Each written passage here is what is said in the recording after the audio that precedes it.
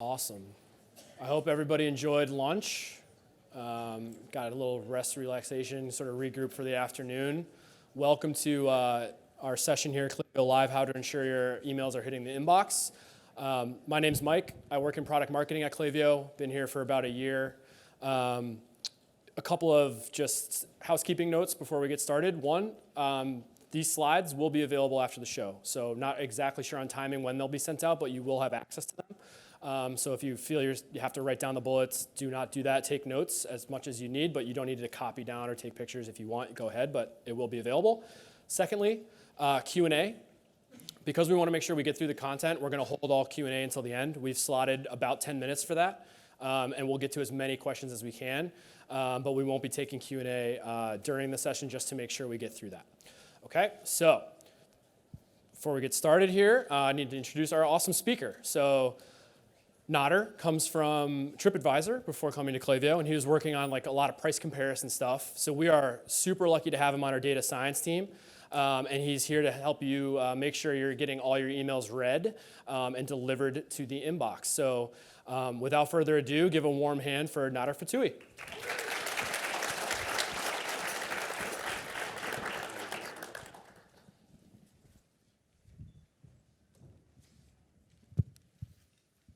Hey everyone, thank you all for coming. I'm going to talk to you today about deliverability and how to make sure your emails wind up in the inbox.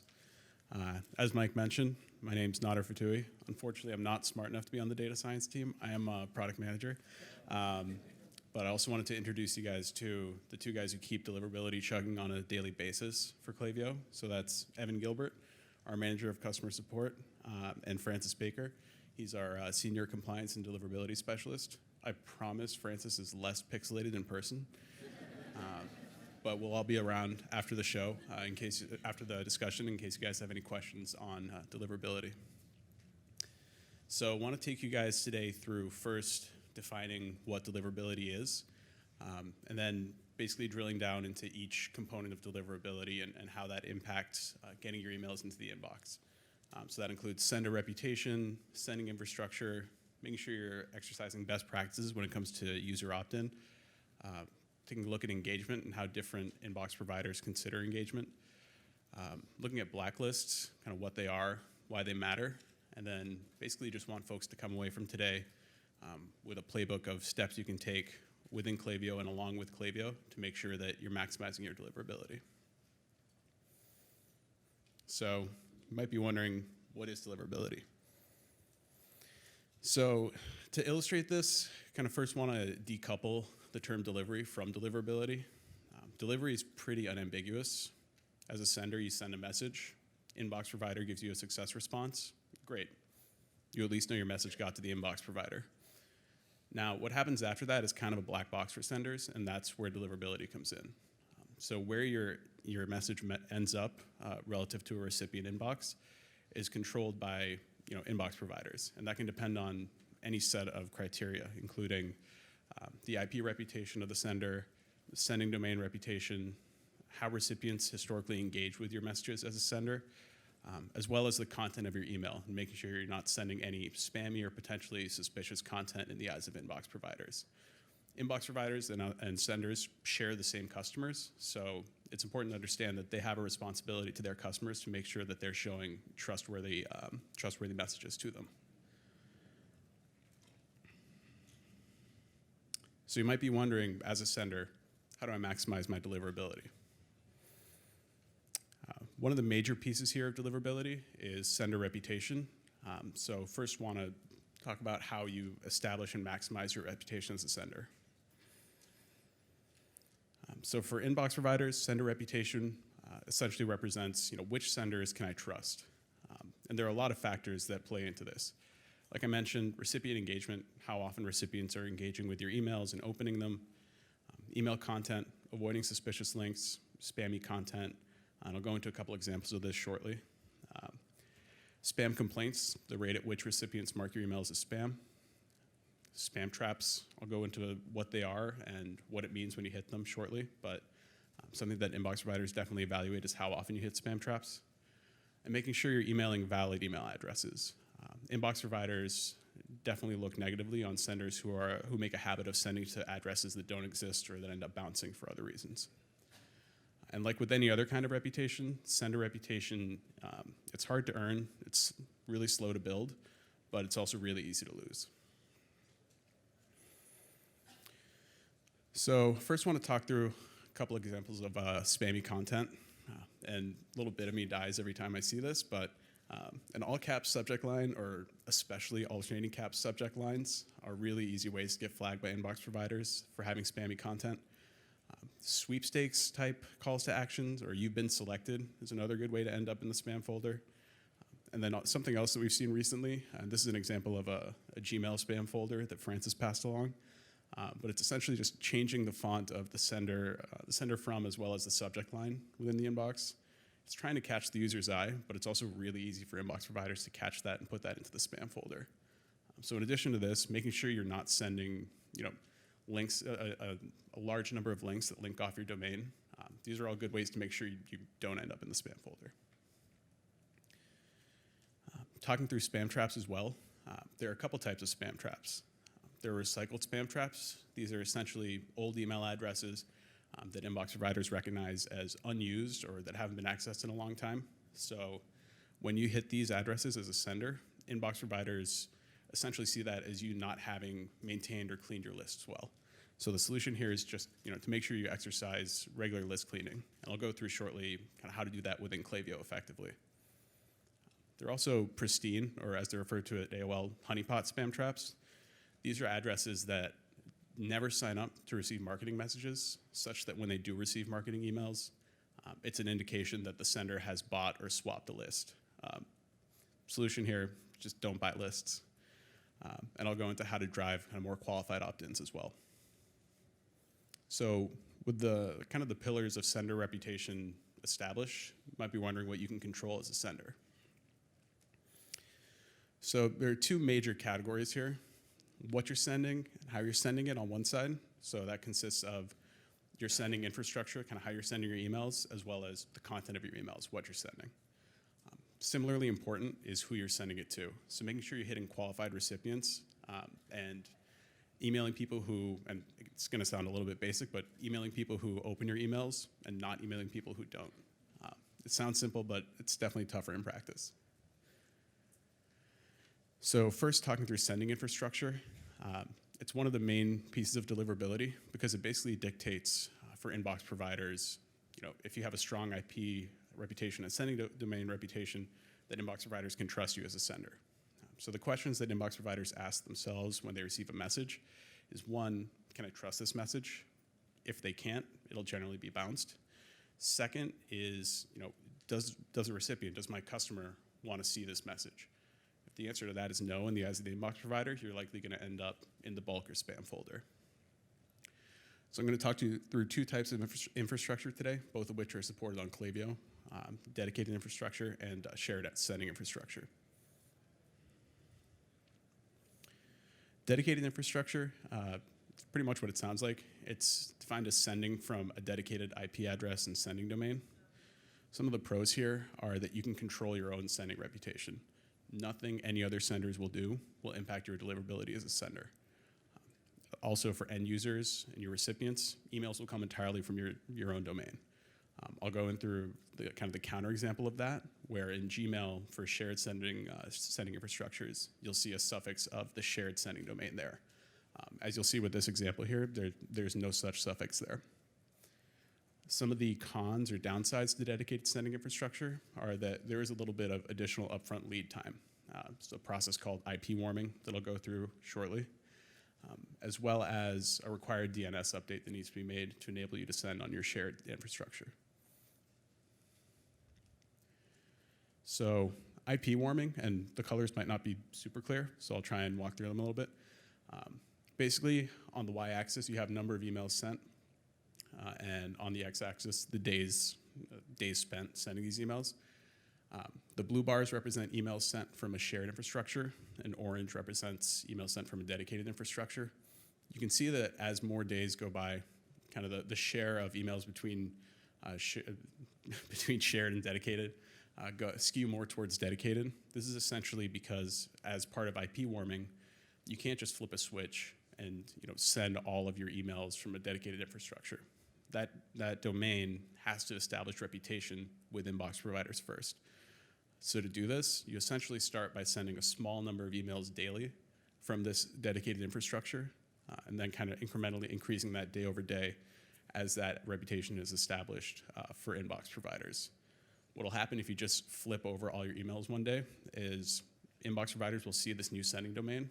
You'll see a ton of bounced emails, and ultimately you'll have to kind of start your generating your sending reputation from scratch again. So rest assured, to do this process on Klaviyo, if you are interested in a dedicated sending domain, you don't have to be sitting there calculating how many emails to send from each infrastructure per day. This is all automated for you on Klaviyo. And if you are interested in sending from a dedicated infrastructure, feel free to come grab one of myself, Evan, or Francis after the discussion. Now, talking through a shared sending infrastructure, kind of, again, how it sounds, this is sending from a shared IP pool and sending domain. The pros here are that you can earn your infrastructure. So essentially, if you're a sender who exhibits strong open rates and strong sending practices, you have low bounce rates, low spam complaint rates, you're going to be elevated to a sending tier where other senders are exhibiting these same traits. So the better you send, essentially the better the tier is that you'll send from. This creates kind of that rising tide phenomenon where if a lot of senders on a given IP pool are exhibiting strong sending behavior, inbox providers start to see that IP pool and sending domain more favorably. Additionally, you can send to your engaged users almost immediately. So there's no kind of warming period or anything like that on a shared sending infrastructure. On the downside, it's kind of the opposite of the rising tide effect, the dismal tide effect, I guess, is the potential to be impacted by the sending behaviors of other senders. So if there are poor performing senders on your shared IP and sending domain, that could impact your deliverability. And if that's a concern or something that you've had sensitivity with in the past with your deliverability, depending on the size of your sending volume, it could be worth considering moving to a dedicated infrastructure. Additionally, kind of that return path I was talking about that's visible in Gmail, you can see this via ksd2.klaviyomail.com. That's essentially just the other downside for a shared sending domain is that users will see that, and it doesn't entirely look like your email will come from your domain. So you might be wondering how Klaviyo stacks up here as far as monitoring our sending infrastructures. So first, just wanted to get a quick show of hands. Who here has heard of Postmaster Tools? Cool, a few people. So Postmaster Tools is essentially Google's feedback loop for your sending domain reputation and how your sending domain is observed by Gmail when evaluating you as a sender. So as kind of a rule of thumb here, and you can see the graph on the right with red indicating bad or low quality of sends, yellow indicating medium, and green indicating high quality. The rule of thumb here is that generally 10% or so of a given domain's traffic will be marked high quality by Google. So this is an example of one of Klaviyo's shared IP pools in late June of this year. Essentially, we began observing some poor sending behavior that had sent the share of bad or low quality traffic above 20%. So we isolated that down to a few senders, which we took action on, moving them to a separate IP pool so that they wouldn't impact the deliverability of the rest of the senders on that IP pool. And we also implemented what's called a suspicious emails filter. So essentially what this does for Klaviyo is that it takes every recipient that a Klaviyo customer attempts to send to and runs them against a database of known invalid email addresses or spam trap addresses to make sure that even if our customers are doing so unintentionally, they're not going to hurt their deliverability by sending to invalid or suspicious email addresses. You can see this in your campaigns as skipped suspicious email within the, I believe, the Recipients tab. And also just wanted to set a bit of context here. This is just one of Klaviyo's IP pools. Klaviyo manages dozens of them, but figured this was a strong example to share with folks for kind of monitoring or sharing how Klaviyo monitors our sending infrastructures. So you might be wondering, after this period in late June, what happened with this IP pool? So within 3 or 4 weeks of implementing these changes and removing the poor performing senders, this IP pool shifted back to just about 1% of traffic being considered bad or low, according to Google. And we saw more than a 3x increase in the share of high quality or good traffic in Google's eyes. So it took about a month, but eventually deliverability, as the reputation of this IP pool was reestablished, began to improve, and we actually ended up far surpassing what's generally considered good sending reputation in Google's eyes for this IP pool. So shifting away from kind of the what and the how for email sending and back towards the who, wanted to talk to you about kind of the best practices of how to drive qualified opted-in users. So things you should focus on when trying to drive opted-in users, pop-ups and flyout forms, essentially ways that users are acutely aware of what they're signing up for and that they will receive marketing emails after submitting their email address. Additionally, teasing language around special lists or sneak peeks for a given product line, as well as exit intent forms that'll pop when users mouse out or have a duration of inactivity on a given screen. Shameless plug, these are all readily available in Klaviyo forms, and they're really easy to implement on your site. So if you guys haven't checked those out, I would highly recommend doing so. And then on the flip side, things you want to avoid, obviously buying or swapping lists. That's going to be low quality for you 99 times out of 100. As well as driving users or sending users marketing emails based on capturing their information through sweepstakes or conversion wheels. Basically, when users get messages based on these channels of sign up, they feel a little bit duped. It's like you're hiding the ball from them, right? So when users get these emails, it's a lot more likely that they'll mark them as spam and end up hurting your deliverability overall for the rest of your qualified opt-ins. So after a user opts in, as far as sending practices, first thing you should send them is a welcome series email. If the users don't open this welcome series email, it's probably a good indication that they're not going to be opening emails from you long term. It's wise to stop emailing them at that point. If they do open the welcome series, it's a reasonable indication that they should be included on your everyday marketing list, and you should feel free to continue emailing them regularly. That is, until they stop opening your emails.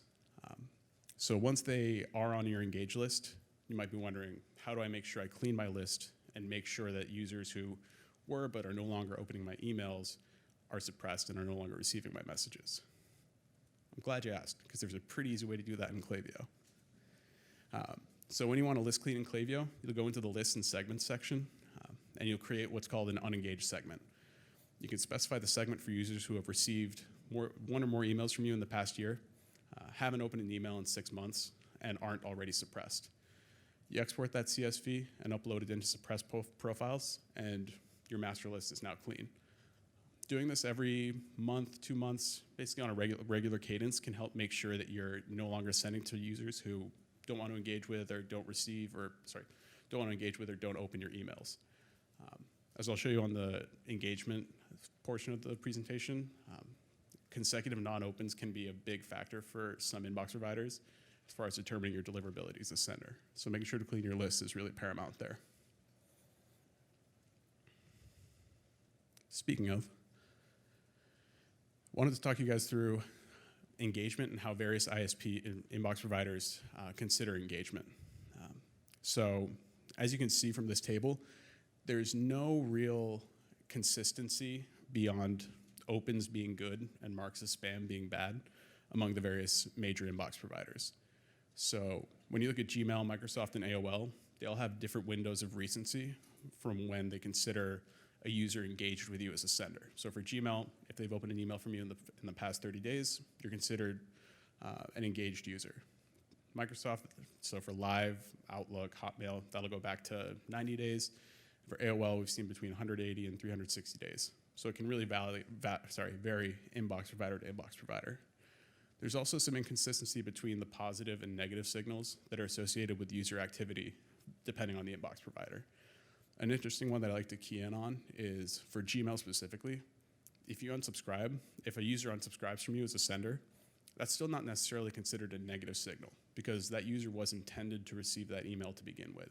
So because they unsubscribed isn't necessarily a mark on the sender. So it's just something to keep in mind as you're sending and wanting to look at the different behaviors of inbox providers. And lastly, I'll get into blacklists shortly as well, but they're used to different impact by various inbox providers too.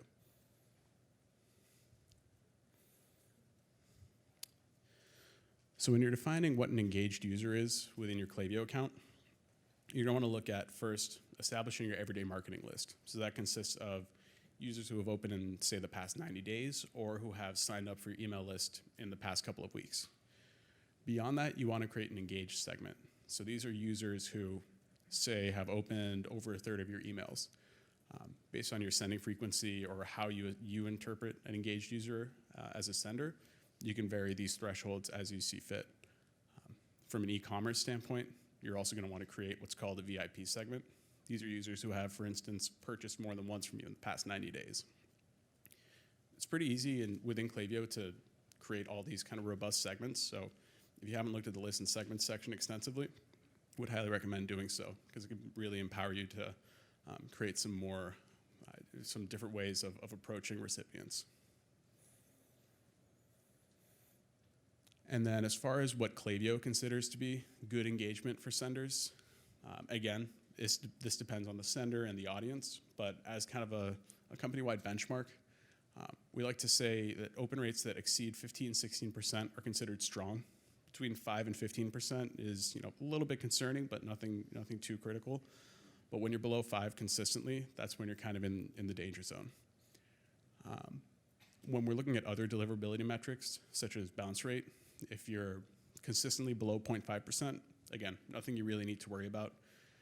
Between 0.5 and 1.5% is a little bit concerning, and then above 1.5% indicates that you should really engage in some list cleaning and make sure you're sending to valid addresses on your list. And lastly, for spam rate, if you're consistently below 0.08 or really 0.1%, you're doing all right there. Anything below 0.15% is kind of acceptable, and above that, again, starts to be concerning for you as a sender.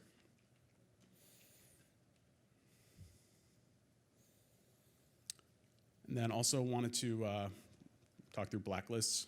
They're scary. Just want to talk about what they are and how they can impact you as a sender.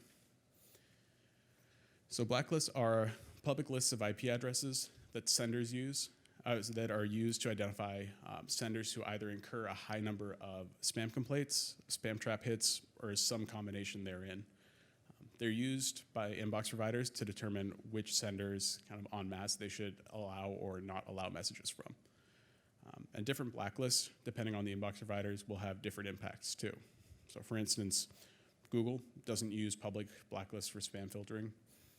Apple will use Proofpoint for filtering, but we know that there are a lot of other factors they consider as well. And then there's some other publicly used ones, such as Spamhaus or Sorbs, which is owned by Proofpoint, that inbox providers will use to govern whether or not they allow a given sender through. If you believe that you're on one of these sending blacklists, it's worthwhile to go to some of these publicly available tools, such as mxtoolbox.com, to make sure you either are aware of the blacklist you're on or you aren't on any. If you are on a blacklist and you're aware of it and you're concerned about it, again, come find us after the presentation to kind of discuss how you can address that.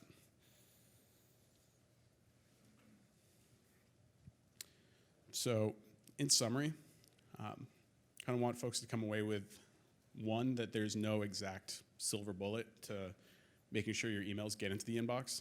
There's a lot of factors that can determine whether or not that happens. And I also want you guys to come away with some concrete steps you can take both inside and along with Klaviyo to make sure that your messages do end up in the inbox. So for instance, making sure you're using the right sending infrastructure for you as a sender. If that's a matter of you seeing some issues on dedicated sending infrastructure, come talk to us. We're always happy to discuss what next steps would be there and how you can get on a dedicated sending infrastructure. Next, making sure you're sending to engaged recipients. Recipients who have received 5, 6, 7, 8 consecutive emails from you and haven't opened likely aren't going to open. So it's worth going through the steps within Klaviyo of making sure you're filtering and suppressing those users. Maximizing your email content quality. minimizing your spammy looking or potentially suspicious links within your email content can go a long way to making sure you wind up in the inbox as well. And making sure you exercise best practices for opt-ins, getting qualified recipients on your lists, and making sure you clean your lists regularly to make sure that you don't hit any spam traps, or just making sure that you're suppressing, again, recipients that aren't going to be interacting with your emails. All right. Thank you guys very much. We'll take some questions. You guys going up? All right, so we're going to have a couple more deliverability experts on stage for the Q&A portion. So we'll invite Francis and Evan up there. To kick things started before we open it up to the floor, there were a few questions submitted via the app. So we'll kick it off with a couple of these. So the first one I think is a pretty repeated question that I hear even is, my boss or like my company wants to send that campaign email that I sent out. They want to send it again to non-openers. How would you sort of recommend either discussing that with someone, maybe a superior, or like how would you present that topic as how bad is that to do, and just open that up? Yeah, so I can take that one. So I would definitely not recommend sending to non-openers. Instead, what I would recommend is maybe sending to people who do open but don't purchase from that campaign, right? Those people have shown that they're interested in the content. So maybe another email, maybe different content, different subject might actually convert them. Yeah, that's a good one. Any other tips on that? I would just say, it's kind of like at what cost do you want to continue to do something like that? There's the factor of chronic unengagement that can be just as detrimental to your sender reputation and your deliverability overall. So essentially, if folks aren't engaging with the emails, it's something that you want to focus on and make sure that you don't kind of inundate them with messages if they're not engaging, because ultimately it's going to impact you in a negative way. Cool. And then related to that, Nader, you had that chart up there about sending a welcome series initially. One of the questions that came in was, how do you judge sort of when they don't open? Is it that first email if they don't open sort of stop sending, or do you let them go through the whole series and then figure that out?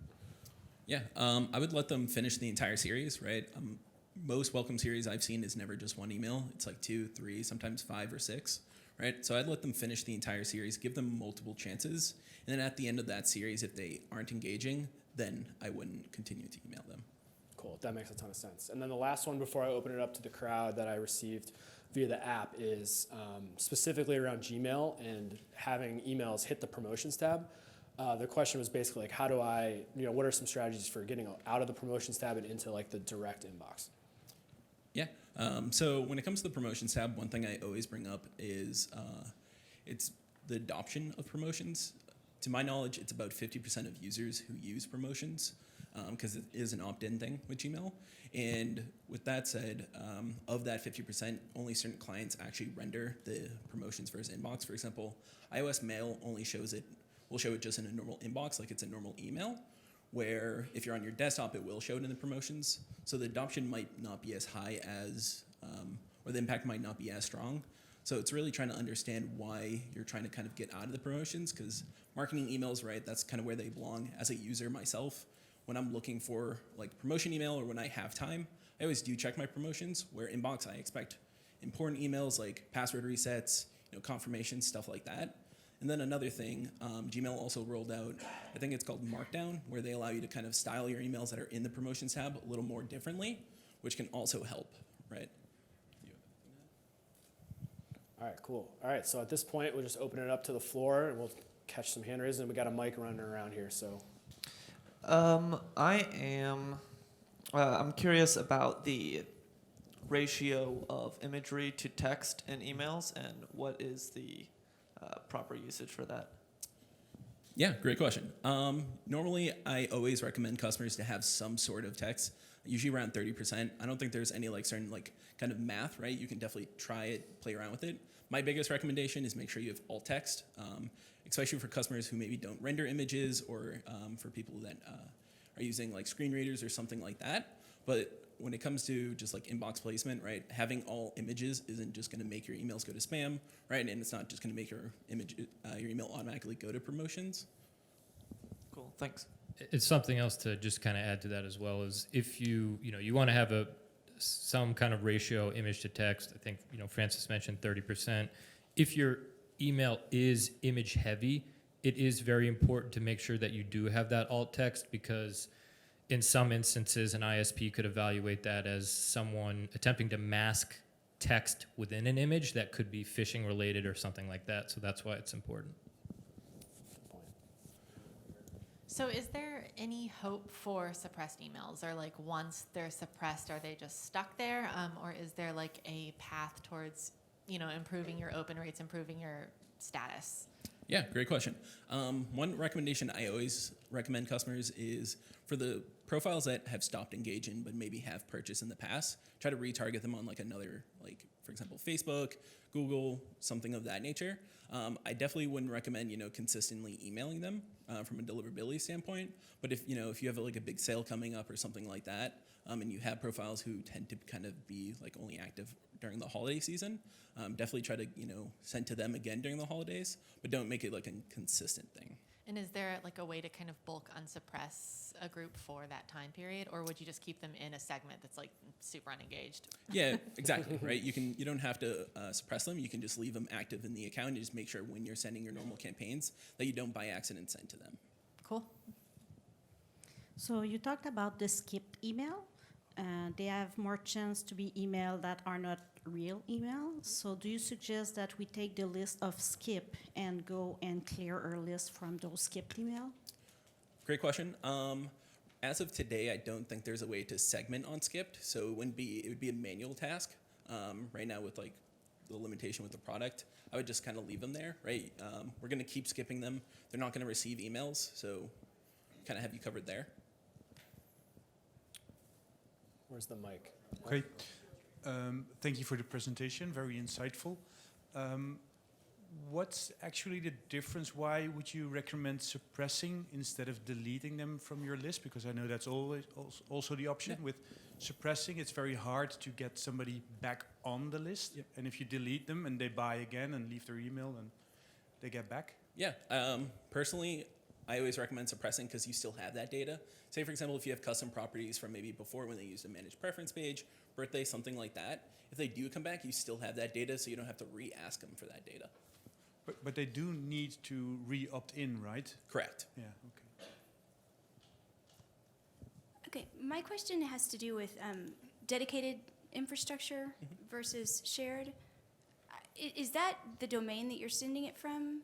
So I guess there's kind of two ways you can have a dedicated. So full dedicated infrastructure is a dedicated sending domain and a dedicated IP. You don't need to have a dedicated IP to have a dedicated sending domain.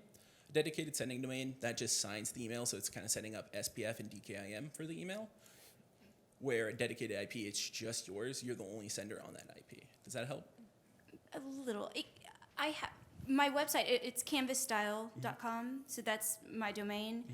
And before using Klaviyo, I've only been using it about a month, and I'm not very fancy yet at all.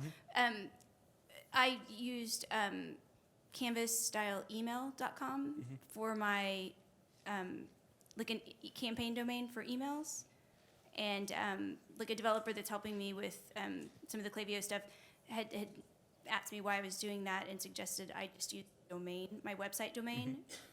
Do you have a preference or what I should be doing? Yeah, I would definitely recommend keeping it as the same domain. And the reason for that is just so, like, from a user experience, right? If you see an email coming from like a different domain that's not like the domain you just like maybe purchase something from, they might get wary of like actually engaging with the email. That's just from my point of view. But from like a deliverability point of view, there's really no kind of like pro or con with which one you use. The biggest thing is your from address. If you expect to receive emails from customers, if they respond to that email, make sure you're having it properly set up on like your back end to receive those emails. Okay. But it's no problem just having your domain as for your Yeah, sender as long as you campaigns. own that domain, that's no Right. issue. Yeah. Okay, thank you. Okay, got a hand raiser here, Luke.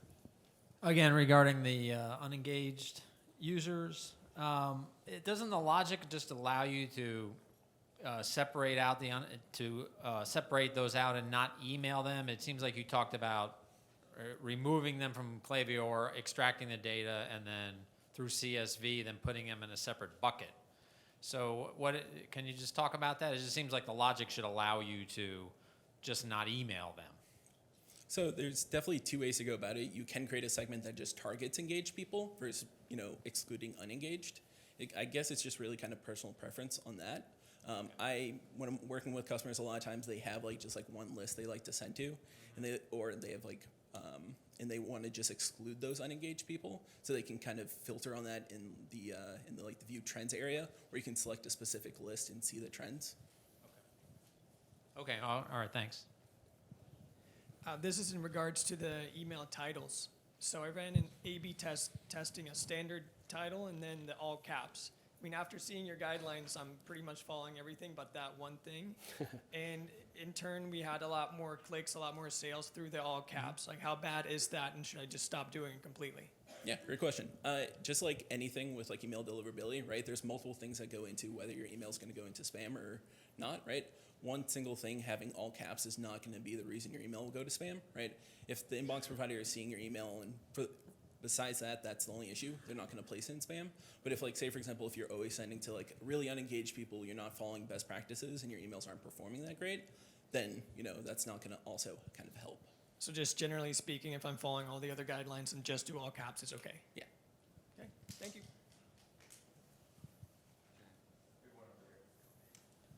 One question I have is, I may have misunderstood something. The shared and dedicated IP, if we're using Klaviyo, you're already taking that?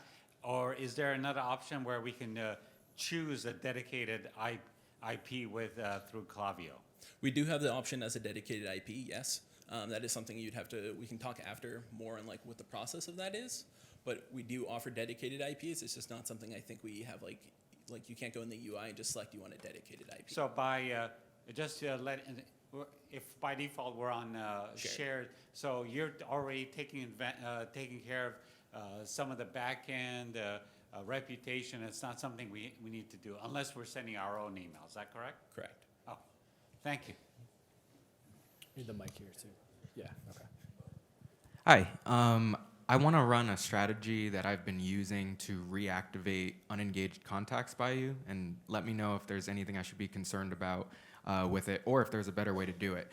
Essentially, what I've been doing is creating a list of recently unengaged contacts, so maybe they haven't opened in a month or two, and splitting that segment that's created into smaller lists, like bite-sized lists, like maybe if it's 100,000 send list, maybe 1,000 people, 1 to 2% of the overall send size. And sending it out and trying to reactivate those people, because once they reactivate themselves, they enter into the good segment automatically because they opened an email. Is that a sound strategy to employ to try to reactivate contacts before they're lost for good? I think taking random samples versus sending to everyone is definitely better for your reputation. I think trying to reactivate or send them through maybe I'm trying to think what the flow is called, a win back, yeah. Or a sunset flow. Definitely, it's great to do. If you want to do it you were saying more manual, where you're just doing little batches, if that works for you with your business, definitely do it. Okay. Right. All right. We got time for about 2 or 3 more, depending on length of question. I know there's a couple. All right. Hi. Hogging that side. Sorry. Hi. Your data science team recently reached out. They did a whole analysis of all our A/B tests, and two quick questions. One is that you didn't mention emojis, so are those okay in subject lines? Yeah. Okay, those don't affect deliverability at all, No, with or without emojis. Yeah, not having an emoji in there, it's not going to be the reason. If every other character is one. Yes, right. And we're a mom and baby company. They're moms. They love emojis. So we have a way higher open rate with the emoji versus not. And then the second question was, I totally forgot what it was because we just talked about emojis. No, I lost it. But I will come find you afterwards because as soon as I sit down, I'm going to remember it. All right, unfortunately, last one, but we'll all be around, and we'll be here the next day and a half. So if you don't get your question answered, please find a Klaviyo, even if it's not one of us, and we're happy to answer that. Over 7 accounts, about 60% of the emails that have the domain rr.com or cox.net bounce, and about 30 of that 60% have placed an order in the past 30 days. They just continue to bounce, so we have suppressed them. But how do we fix that? And it's across 7 different accounts, not just one specific one. I would definitely reach out to support, or we can sync up after this. I would want to kind of dig into that more, just, kind of check, the bounce logs on our end, kind of take a look, just kind of thinking off the top of my head. Roadrunner, or just like Cox in general, they use a filtering company called Cloudmark. So Cloudmark works with like Comcast, they work with like Roadrunner, Time Warner Cable, and a bunch of other inbox providers. And so kind of they share data across each other. So for example, if someone marks as spam with like Roadrunner, because we don't actually get that feedback because they don't have a feedback loop, we won't know. And if they mark it as spam on like Roadrunner, Time Warner Cable will also see that, and like the other inbox providers will see that. So it could be something related to that, but like I mentioned, we'd kind of have to dig in more and kind of look into it. Okay. All right, cool. Thank you, everybody, for coming. I hope you learned something, and awesome. Thank you.